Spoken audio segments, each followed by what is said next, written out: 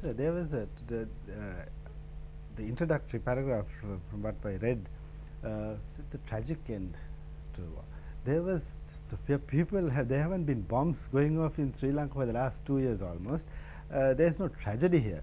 Now you can say there's a tragedy if 40,000 people or 10,000 people were just shot, summarily executed and so on. But some of these allegations spill to the period immediately after what happened in Nandikara Lagoon, that is the IDPs. Now there is no mention of the fact that those 300,000 people were held hostage by the LTT. During the time they were held hostage, that is mentioned, that they were surviving on one glass of rice kanji, and they came out. They had health, education, everything possible in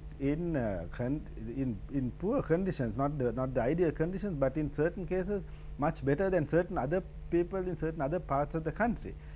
The allegations are that these people were ill-treated in these IDP camps, that they didn't have, they were held, they were almost like prisoners of war. But today, 2 years later, almost all of them have been resettled.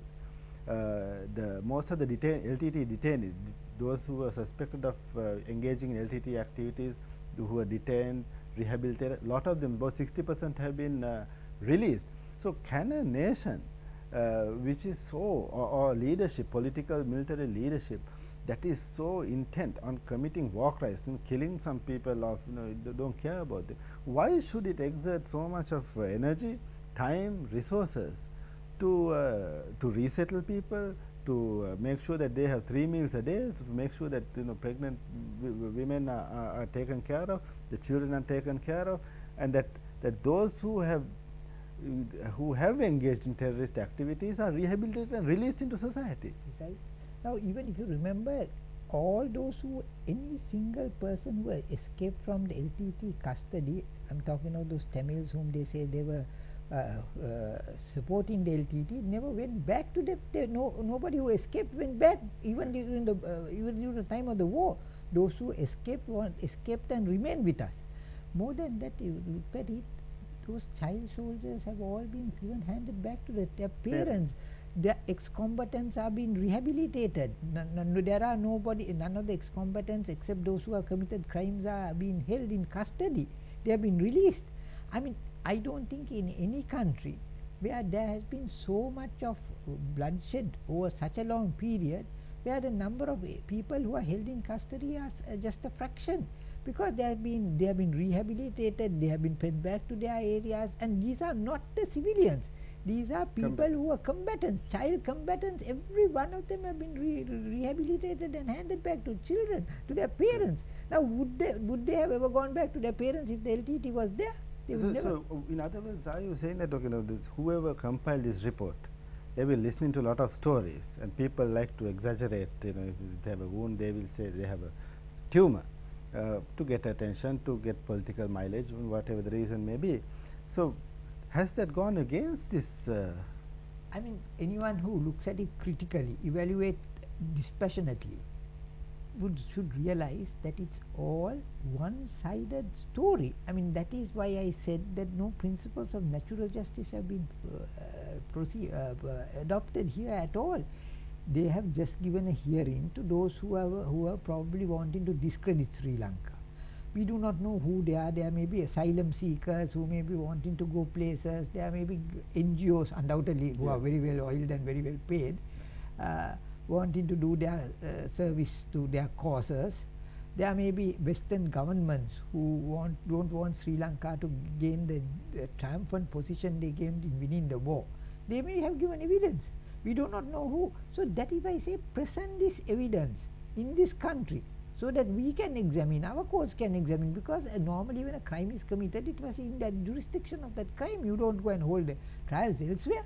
Exactly. So that I think the government also one must blame the government, be critical that they have still not set up sufficient machinery. Now they've done one good thing in setting the LLRC. There are some, let us say one thing is that one cannot say that people in the LLRC are psychopaths. Right. There are people like Mr. C.R. De Silva, people like Mr. Palihakkar, even the others, they may not be intellectual giants, but they are reasonable people, eminent people. So let us wait for their report. Let us see whether they say there should be a certain mechanism set up where government should appoint commissions or inquiries in special tribunals to hear these, and let those matters be surfaced. If there are war crimes, Malinga, I say people must be punished. Exactly. But I mean, there is no mercy. I mean, law and order must prevail. But let them be given a fair hearing. Don't have a commission like this, where you don't hear one party at all and come to. I mean, this is a legal fiction. You know, in fairness, the LLRC has been long before this report came out. There was a lot of rubbishing of the LLRC, that it is useless, it is partial, and so on. That is kind of setting up the ground situation right for this report to come discredit the LLRC. But strangely enough, they have also mentioned some of the evidence submitted, the representations made at the LLRC as evidence of war crimes and so on. What people have said. So why should the LLRC entertain, or the government set up an institution like the LLRC that will listen to people who will discredit the government if the government's intent was malicious and so on?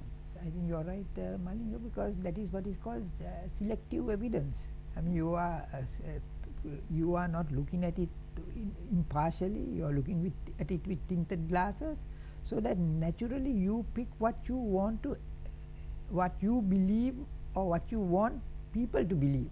I mean, that is not judicial evaluation.